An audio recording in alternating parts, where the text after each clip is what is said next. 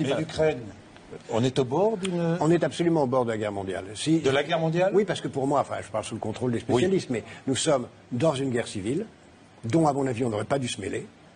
Une guerre civile entre les Russes pro-russes et les Russes différents qui sont en Ukraine, une partie des Ukrainiens. Et cette guerre civile peut, si on s'y laisse entraîner, conduire à une guerre mondiale. Absolument. Attali nous dit la solution c'est le gouvernement mondial, la Banque centrale mondiale. Il termine en disant tout ça est une utopie bien lointaine, mais intellectuellement il est obligé de le mentionner. Je trouve ça régulier de sa part. C'est important d'ailleurs. Donc je pense qu'il faut viser le gouvernement mondial comme une stratégie. Et d'ailleurs quand les gouvernements parlent du G20, c'est une illusion, une sorte de retard avant le gouvernement mondial. On va vers ça. Est-ce qu'on ira à la place de la guerre ou après la guerre? Je ne sais pas. Mais c'est ça qu'il faut viser.